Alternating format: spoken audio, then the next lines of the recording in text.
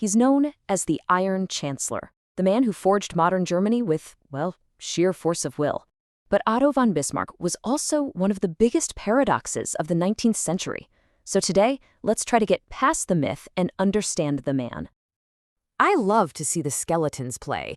I mean, what kind of person looks at the high-stakes world of politics and sees a bunch of skeletons making fools of themselves? This one quote gives us our first real window into his mind. This wasn't just some politician.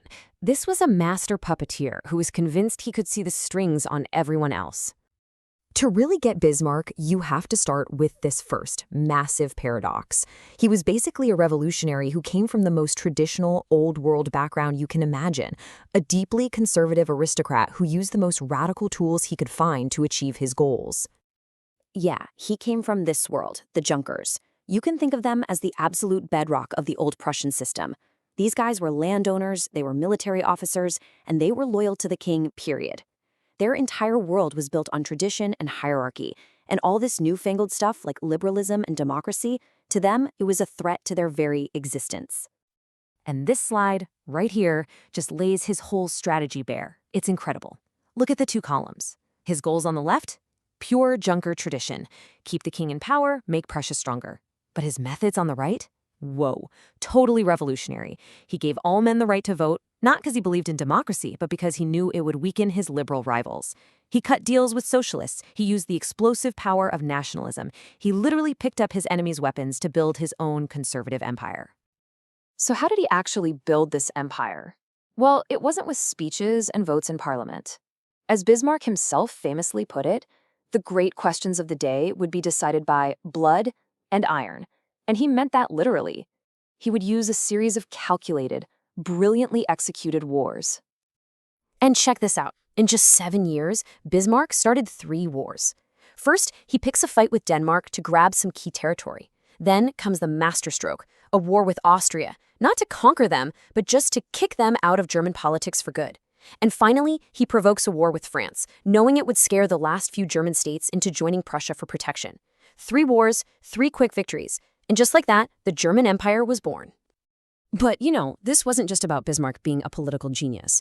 As the architect of the Prussian army, General von Moltke, put it, victory came from the mechanism. Prussia had the most modern, brutally efficient military machine in Europe. We're talking railways, telegraphs, the best rifles. Bismarck didn't just have a brilliant plan, he had the perfect, deadly tool to make it happen. All right, so Germany's finally united. Mission accomplished, right? You'd think Bismarck's job was done. But no, the great unifier would now spend decades turning his attention inward, fighting against millions of his own people who he decided were enemies of his new empire. And this number is why. Somewhere around a third of the new German Empire was Catholic. For Bismarck, a Protestant from Prussia, a Protestant empire with a huge Catholic minority, well, that was a house divided against itself. So he launches what he called the Kulturkampf, the culture struggle.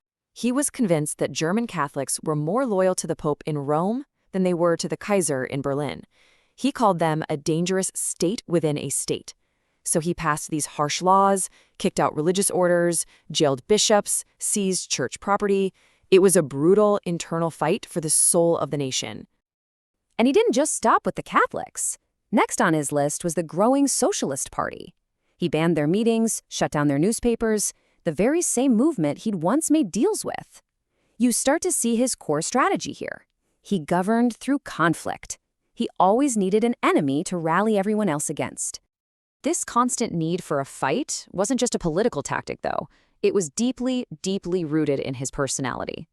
The source material we're looking at calls it his sovereign self, this unshakable ego that made him a titan, but also planted the seeds of his own destruction. The sovereign self. What does that mean? It means he was absolutely convinced that he was always right. If something went well, that was his success, alone. If something failed, that was always someone else's fault. He bullied his ministers, he threw legendary tantrums if he was crossed, and he was completely incapable of sharing power.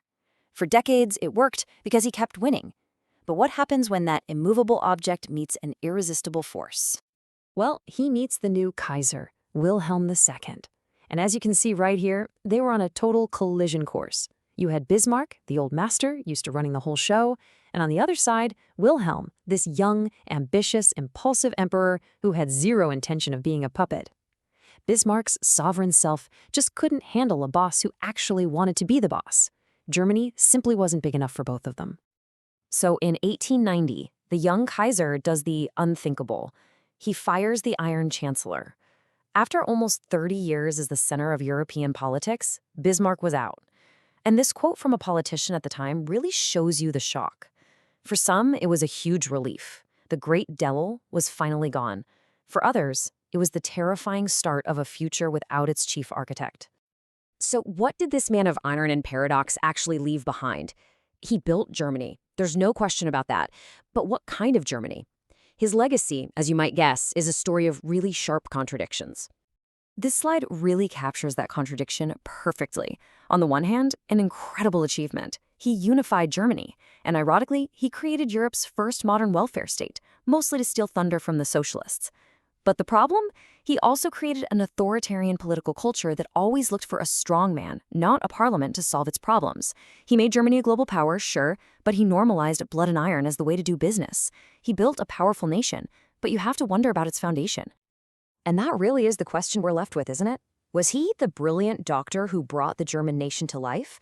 Or did he build a magnificent, powerful machine that had fatal flaws built right into its design? A time bomb, just waiting to go off a few decades down the line. The answer, just like the man himself, remains a profound and pretty unsettling paradox.